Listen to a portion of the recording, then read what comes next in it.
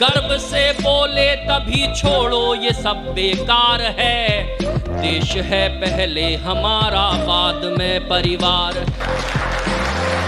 देश में लगता कभी आतंक का जमघट नहीं, डस रहा है हर घड़ी जो वध करो उस सांप का। अब क्षमा का राग छोड़ो अंत कर दो सांप का। आज हम सब यहाँ बैठ के आनंद ले रहे हैं कविताओं का, लेकिन इसकी वजह अगर कोई है तो सिर्फ हमारे देश के वो जवान जो हमारी सीमा पे, देश की सीमा पे खड़े होकर दुश्मनों से हमारी रक्षा कर रहे हैं। एक बार उन जवानों के सम्मान में आप तालियां बजाइए। मैं प्रारंभ होना चाहता हूं। पुलवामा में आतंकवादी हमला हुआ साहब। एक बस से एक कार टकरा गई। उस कार में कुछ ऐसे पदार्थ थे जो विस्फोटक थे। पूरी बस के परखच्चे उड़ गए। जितने जवान उस बस में बैठे थे सबके चिथड़े चिथड़े उड़ गए। किसी का सिर नहीं है, किसी के पैर नहीं है, किसी का हाथ नहीं है।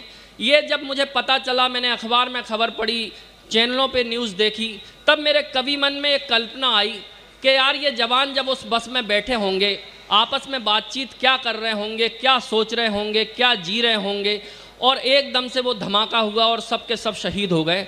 तब मैंने ये कल्पना इस कविता के माध्यम से मैं आप तक पहुँचाता हूँ। एक बार मुझे पुनः अपनी तालियों से बताएं। गुनगुना कर मस्तियों में चल दिए वो शान से, गुनगुना कर मस्तियों में चल दिए वो शान से। देश के लालों के सीने थे तने अभिमान से। कोई रहकर भी वहाँ खोया अलग संसार में। कोई ख्वाबों में ही डूबा था किसी के प्यार में। एक सैनिक की अचानक सिसकियाँ कहने लगीं, याद कोई कर रहा है हिचकियाँ कहने लगीं।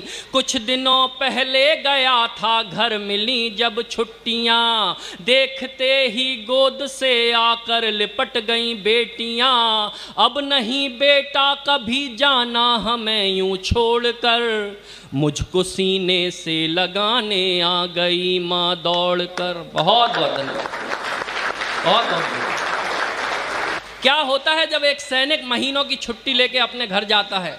मैं वो दृश्य आपके सामने रख रहा हूँ। जीना आप उस दृश्य को। अगर कोई सैनिक के परिवार से हो तो वो अवश्य जानते होंगे कि क्या होता है। सुनिएगा। रह गई पत्नी खड़ी जब सामने साजन मिले, प्यास से तरसी धरा को जिस तरह सावन मिले। सेंक कर वो रोटियां मुझको परसती जा रही, और आँखों से शिकायत भी बरसती जा रही। कोई भी मौसम कोई मेला हमें भाए नहीं, बोल दो त्योहार से बिन आपके आए नहीं। रात में बैठे सभी के साथ बच्चे जाग कर, एक टक मुझको निहारे जा रहे कुछ सोच कर। मैंने पूछा तो कहा बच्चों ने ये रोते हुए, क्यों चले जाते हो पापा छोड़कर सोते हुए। बहुत बहुत लोग आते रहेंगे, लेकिन आप लोग केवल कवियों पे ध्यान दीजिए, कविताओं पे ध्यान दीजिए। सुनिए।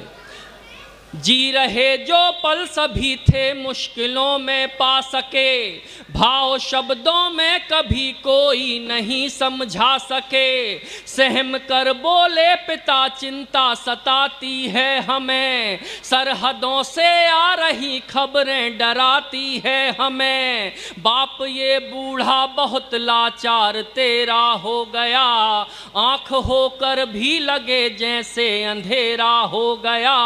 खो गया राखी से जैसे बहन का अधिकार भी, तू नहीं तो ब्याह उसका टल गया इस बार भी।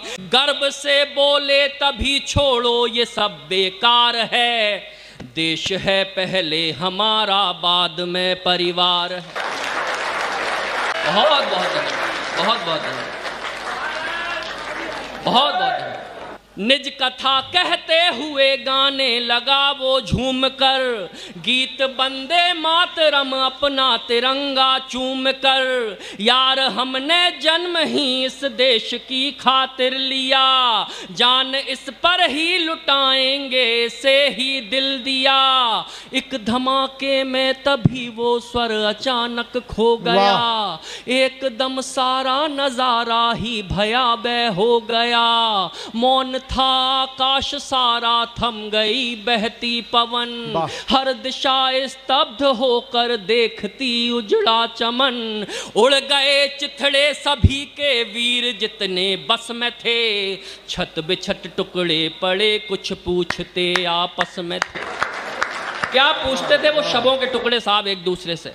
कब तलक ये रक्त संयम का बहाया जाएगा, कब तलक मातम भरा नगमा सुनाया जाएगा, कब तलक बारूद में लिथड़ी फिजा मुरझाएगी, कब तलक हैवानियत जुल्मों सितम बर पाएगी, कब तलक संग आएंगी आतंक की परछाइयाँ, गूंजती कब तक रहेंगी गम भरी शहनाइयाँ, कब तलक सिंदूर माँ की कोख राखी रोएगी, कब तलक लोरी बिलखती सिसकियों को ढोएगी।